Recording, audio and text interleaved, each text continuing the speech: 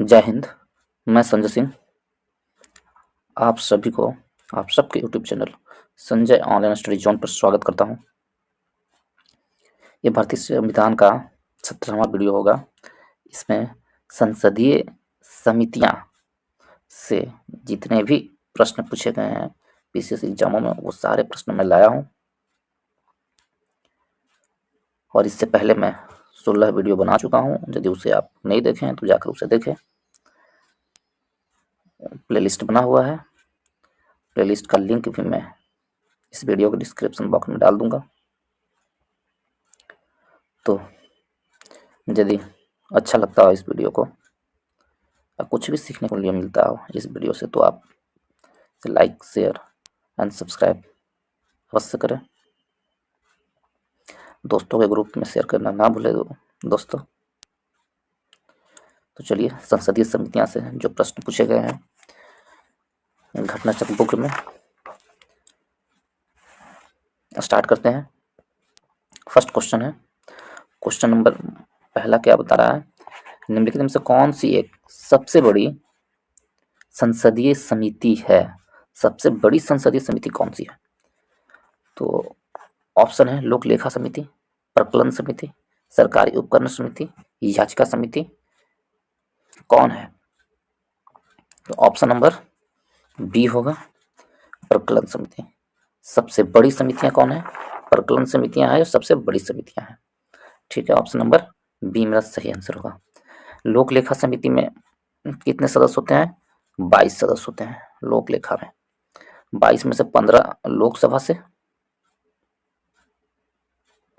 और 7 राज्यसभा से।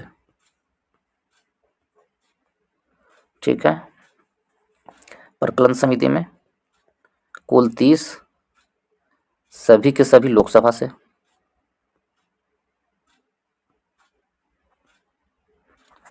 30 के 30 लोकसभा से। सरकारी उपकरण समिति, इसमें भी कुल 22 सदस्य होते हैं। सरकारी उपकरण समिति में भी, इसमें भी 15 लोकसभा से और 7 राज्यसभा से। याचिका समिति, याचिका समिति की संख्या 15 होती है। याचिका समिति की संख्या 15 होती है टोटल। ठीक है, और भी समितियां हैं, चारों ऑप्शन में बता चुका हूं। तो चलते हैं नेक्स्ट क्वेश्चन की ओर चलते हैं। क्वेश्चन नंबर 2, प्रकलन समिति के सदस्यों का कार्यकाल होता है। तो प्रकलन समिति के सदस्यों का कार्यकाल कितने वर्ष का होता है? ऑप्शन दिए हुए हैं 2 वर्ष का, 1 वर्ष का, 3 वर्ष का, 4 वर्ष का। तो ऑप्शन नंबर बी मेरा सही आंसर होगा, 1 वर्ष का। प्रकलन समिति का कार्यकाल 1 वर्ष का होता है। ठीक है, नेक्स्ट क्वेश्चन की ओर चलते हैं। क्वेश्चन नंबर 3 क्वेश्चन में क्या कह रहा है, निम्नलिखित में से कौन सा सार्वजनिक व्यय पर संसदीय नियंत्रण का अंग नहीं है? कौन सार्वजनिक व्यय पर संसदीय नियंत्रण का अंग नहीं है? संसदीय नियंत्रण का अंग कौन नहीं है? लोक लेखा समिति संसदीय नियंत्रण का अंग है, प्रकलन समिति संसदीय नियंत्रण का अंग है, सार्वजनिक उपकरण समिति संसदीय नियंत्रण का अंग है। कौन है? तो भारत का नियंत्रण एवं महालेखा परीक्षक संसदीय नियंत्रण का अंग नहीं है। कितना में? अनुच्छेद 148 में आता है।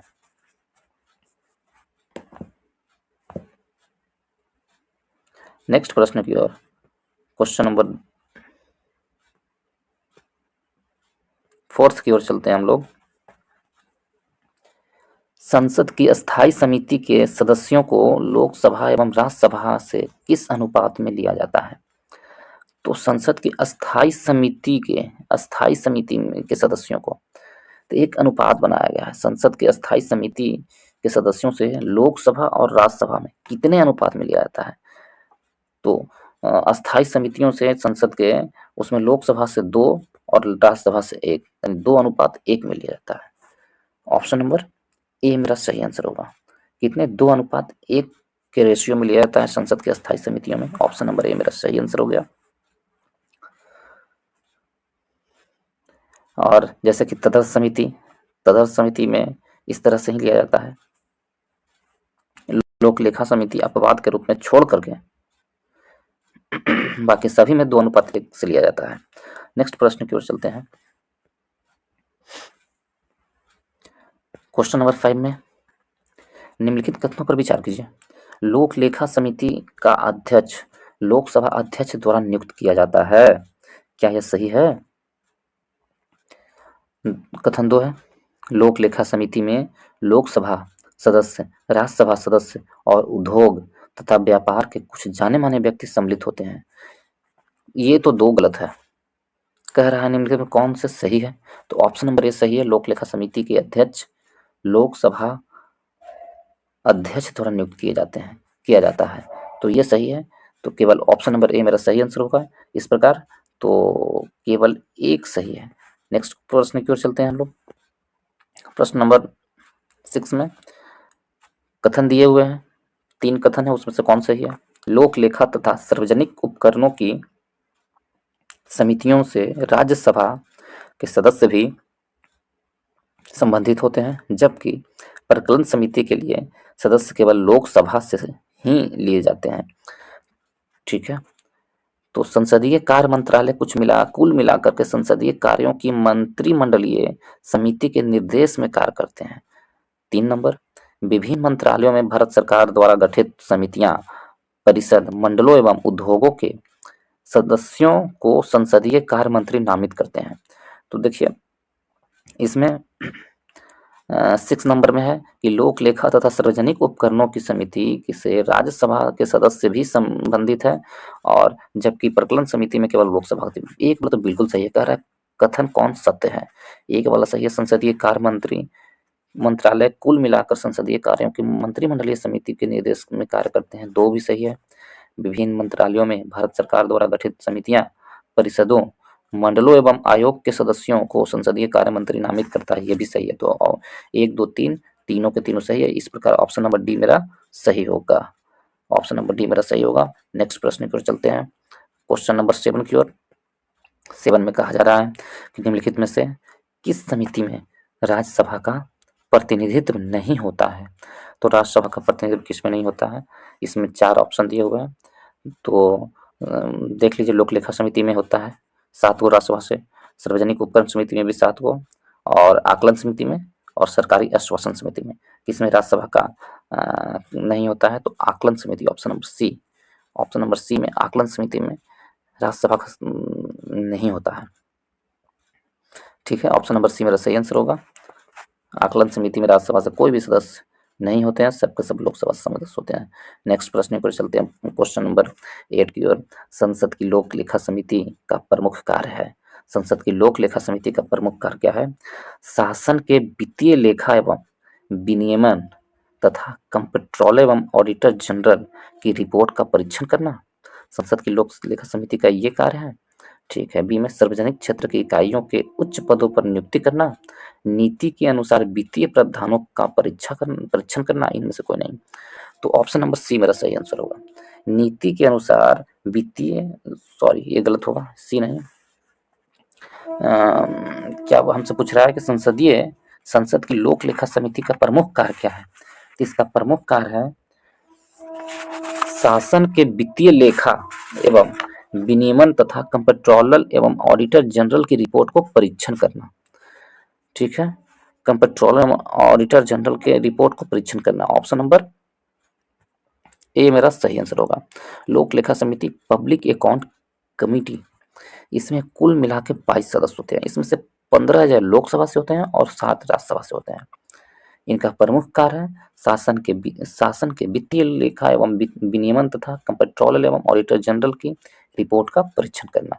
नेक्स्ट प्रश्न को चलते हैं, प्रश्न नंबर 9 की ओर। 9 में कहा जा रहा है कि सार्वजनिक लेखा समिति अपनी आख्या प्रस्तुत करती है। सार्वजनिक लेखा समिति अपनी आख्या प्रस्तुत करती है, तो किसे प्रस्तुत करती है?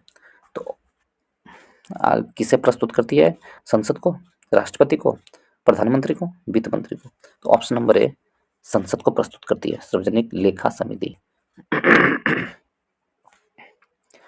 लोक लेखा समिति अपनी रिपोर्ट, नेक्स्ट को चलते हैं प्रश्न नंबर 10 में।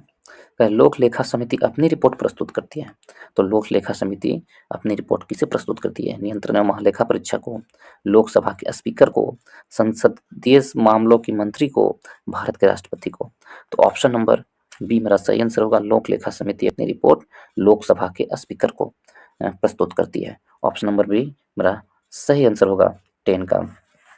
नेक्स्ट प्रश्न की ओर चलते हैं। प्रश्न नंबर 11 में कह रहा है लोक लेखा समिति अपनी रिपोर्ट प्रस्तुत करती है। तो सेम वही क्वेश्चन है।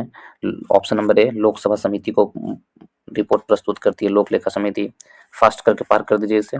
नेक्स्ट प्रश्न है लोक लेखा समिति का रिपोर्ट प्रस्तुत की जाती है लोकसभा में प्रस्तुत की जाती है लोक लेखा समिति का रिपोर्ट कहाँ? लोकसभा में। ऑप्शन नंबर ए मेरा सही आंसर होगा। और नेक्स्ट प्रश्न है प्रश्न नंबर 13 कह रहा है लोक लेखा समिति में निम्नलिखित सदस्य होते हैं, नीचे दिए गए कुट में से सही उत्तर दीजिए। लोकसभा, राज्यसभा और कुल सदस्य। देखिए लोकसभा में ये किसके लिए? लोक लेखा समिति के लिए पूछ रहा है। का लोकसभा से 11 सदस्य होते हैं, राज्यसभा से 5 और कुल मिलाकर 16, ये गलत है। लोकसभा से 15, राज्यसभा से 7, कुल मिलाकर 22, लोकसभा से 10, राज्यसभा से 5, कुल मिलाकर 15, ये भी गलत है। लोकसभा से 17, राज्यसभा से 10 और कुल मिलाकर 27, ये भी गलत है। तो ऑप्शन नंबर बी मेरा सही आंसर होगा। लोक लेखा समिति में 15 लोकसभा से, 7 राज्यसभा से, कुल मिलाकर 22 होते हैं। ठीक है, नेक्स्ट प्रश्न की ओर चलते हैं। प्रश्न नंबर 14 की ओर। 14 में कह रहा है कि निम्नलिखित कथनों पर विचार कीजिए। लोक लेखा की संसदीय समिति है। लोक लेखा की संसदीय समिति ऑप्शन ए में लोकसभा की अधिकतम 25 सदस्यों को गठित होती है, ये बिल्कुल से गलत आंसर है। और लोकसभा के विनियोग तथा वित्त लेखाओं की जांच करती है। क्या लोक लेखा समिति लोकसभा के विनियोग एवं वित्त लेखाओं की जांच करती है? तो ये सही है। भारत के नियंत्रण एवं महालेखा परीक्षक की रिपोर्ट की जांच करती है, ये भी सही है। तो कथन कौन से सही हैं ये पूछा है प्रश्न में। तो 2 और 3 मेरा सही आंसर होगा। इस प्रकार ऑप्शन नंबर बी मेरा सही होगा। नेक्स्ट प्रश्न की ओर चलते हैं। प्रश्न नंबर 15 की ओर। 15 में कहा जा रहा है भारतीय संसद की लोक लेखा समिति के अध्यक्ष को कौन मनोनीत करता है? भारतीय संसद में लोक लेखा समिति को कौन मनोनीत करता है? तो ऑप्शन दिया हुआ है 4। तो इसका आंसर क्या होगा? ऑप्शन नंबर ए लोकसभा अध्यक्ष। लोक लेखा समिति के अध्यक्ष को लोकसभा अध्यक्ष ही चुनते हैं या नियुक्त करते हैं। नेक्स्ट प्रश्न 1 साल के लिए होता है। और नेक्स्ट प्रश्न की ओर क्या है? तो प्रश्न नंबर भारत में संसद की लोक लेखा समिति के अध्यक्ष की नियुक्ति की जाती है लोकसभा अध्यक्ष के द्वारा की जाती है। अध्यक्ष लोक लेखा समिति के वर्तमान अध्यक्ष कौन है? तो लोक लेखा समिति के वर्तमान अध्यक्ष देखें तो अधीर रंजन चौधरी हैं लोक लेखा समिति के वर्तमान अध्यक्ष। और यदि प्रकलन समिति के वर्तमान अध्यक्ष देखें तो गिरीश बापट हैं वर्तमान प्रकलन समिति के। लोक लेखा समिति और प्रकलन समिति को जुड़वा बहन कहा जाता है। जुड़वा बहन कहा जाता है लोक लेखा समिति और प्रकलन समिति को। नेक्स्ट प्रश्न की ओर चलते हैं। प्रश्न नंबर 17 में ये मैच करना है दोस्तों। तो इसमें कहा जा रहा है सुमेलित कीजिए। लोक लेखा समिति, याचिका समिति, स्टॉक बाजार स्कैम संयुक्त समिति, विभागीय समितियां। काफी आसान होते हैं ये सब मैच करना। तो आप चेक करते जाइएगा इसमें। यदि आपको 1 या 2 भी याद है तो आप इसको डील कर सकते हैं, इसको बना सकते हैं। तो लोक लेखा समिति के बारे में देखिए। लोक लेखा समिति क्या है? एक वित्तीय समिति है। लोक लेखा समिति 1 का 3 किसमें है? तो ऑप्शन नंबर सी में ही मात्र 1 का 3 है। ऑप्शन नंबर सी में ही मात्र 1 का 3 है। तो हम लोग ये बनाते हुए चल जाएंगे। ये मेरा सही आंसर होगा सी। लेकिन और भी मैं देख लूंगा। याचिका समिति, याचिका समिति कैसा समिति है? कार्यकारी समिति है। याचिका समिति कार्यकारी समिति है। स्टॉक बाजार स्कैम समिति क्या है? तो स्टॉक बाजार स्कैम समिति तदर्थ समिति है। और विभागीय समितियां क्या है? तो स्टैंडिंग समिति है, विभागीय समितियां। इस प्रकार ऑप्शन नंबर सी मेरा सही आंसर होगा। 3 4 1 2। ठीक है, नेक्स्ट प्रश्न की ओर एक बार यदि फिर देख ले। लोक लेखा समिति वित्तीय समिति, याचिका समिति कार्यकारी समिति, स्टॉक बाजार स्कैम संयुक्त समिति तदर्थ समिति और विभागीय समिति स्टैंडिंग समिति है। नेक्स्ट प्रश्न की ओर चलते हैं, प्रश्न नंबर 18 की ओर। 18 नंबर प्रश्न में कहा जा रहा है कि 18 में कह रहा है राज्यसभा के सदस्यों को संवर्ध नहीं किया जाता है। कौन से कमेटी में राज्यसभा के सदस्यों को नहीं चुना जाता है? ऑप्शन कह रहा है नहीं चुना जाता है। पब्लिक अकाउंट कमेटी, बिल्कुल सही है, इसमें राज्यसभा के सदस्यों को नहीं चुना जाता है। एस्टीमेट समिति किसे कहते हैं? तो प्रकलन समिति को ही एस्टीमेट कहते हैं। पब्लिक अकाउंट लोक लेखा समिति को। तो इसमें राज्यसभा के सदस्यों को सॉरी नहीं चुना जाता है ना, ये गलत हो जाएगा। राज्यसभा के सदस्यों को संबंध में नहीं किया जाता है। तो पब्लिक एस्टीमेट समिति में कुल 22 रहते हैं, 22 में से 7 राज्यसभा से रहते हैं, तो इसमें तो चुना जाता है। ऑप्शन ए कथन एक गलत है। एस्टीमेट समिति, इसमें राज्यसभा को नहीं चुना जाता है, तो ये सही हो जाएगा। सार्वजनिक उद्योगों की कमेटी, तो सार्वजनिक उद्योग की कमेटी, इसमें भी राज्यसभा को चुना जाता है, तो ये भी गलत है। इस प्रकार केवल 2 ही मेरा सही है। उत्तर सही देना था, तो ऑप्शन नंबर सी मेरा सही आंसर होगा। केवल 2 सही है। केवल प्रकलन समिति में या एस्टीमेट समिति में राज्यसभा के सदस्य नहीं चुनते हैं। इसमें सारे के सारे सदस्य लोकसभा से होते हैं, कुल 30 होते हैं, सब लोकसभा से सदस्य होते हैं। नेक्स्ट प्रश्न की ओर चलते हैं, प्रश्न नंबर 19 की ओर। 19 में कह रहा है प्रकलन समिति संसद के किस सदन के सदस्यों से गठित की जाती है? तो प्रकलन समिति संसद के किस सदस्यों से? प्रकलन समिति है, इसे लोक लेखा समिति का जुड़वा बहन कहा जाता है, और इसमें कुल मिलाकर के 30 सदस्य होते हैं, और 30 के 30 लोकसभा से होते हैं।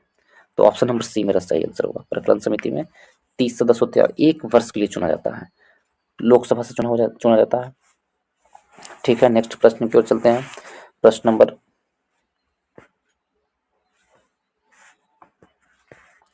19 की ओर। 19 प्रश्न नंबर में चलते हैं, इसमें क्या कहा जा रहा है?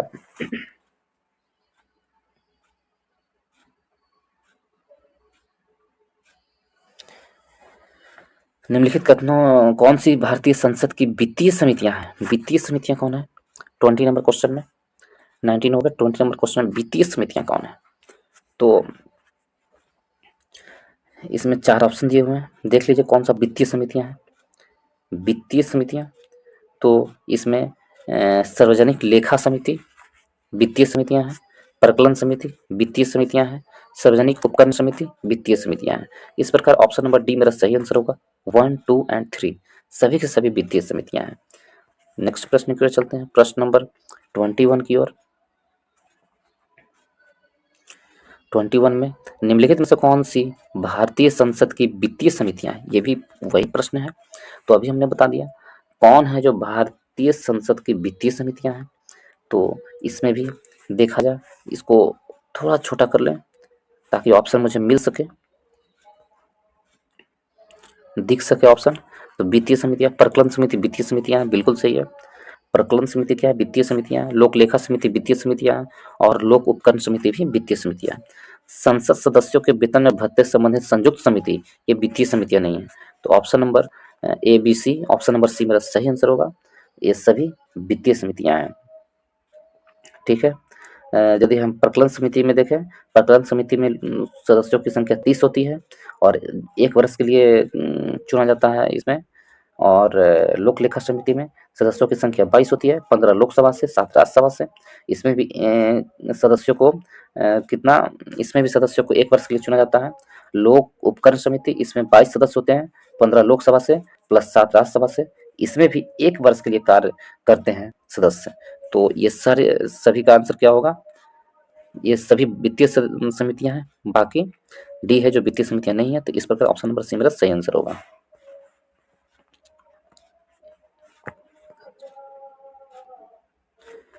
निम्नलिखित में से कौन संसद की अस्थायी समिति नहीं है? तो संसद की अस्थायी समिति कौन नहीं है? लोक लेखा समिति, आकलन समिति, अनुसूचित जातियों एवं अनुसूचित जनजातियों की कल्याण समिति, सार्वजनिक उपकरण समिति। कौन अस्थायी समिति नहीं है? ये प्रश्न हमसे पूछा है। तो इसमें से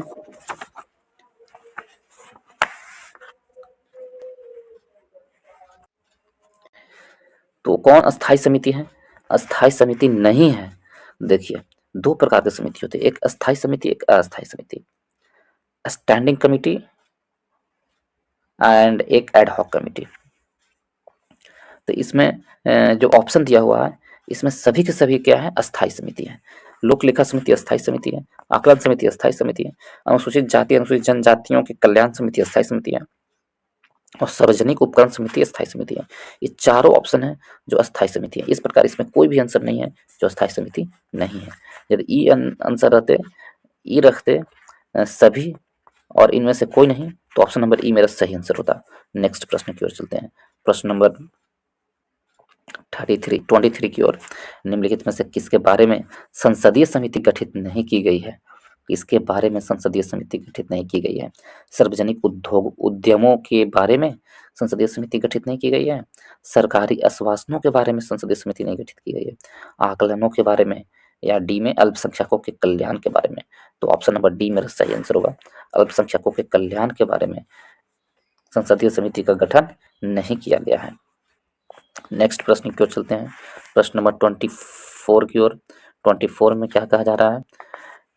2G स्पेक्ट्रम मुद्दे की जांच करने के लिए बनाई गई संयुक्त समिति संसदीय समिति में शामिल है।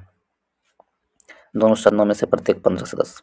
2G स्पेक्ट्रम के लिए जांच जो किया गया था उसमें 20 लोकसभा से तथा 10 राज्यसभा से। तो देखिए अभी हमने कहा कि 2:1 में शामिल होंगे, तो इसमें 2:1 कहाँ आपको दिख रहा है? तो इसमें दिख रहा है।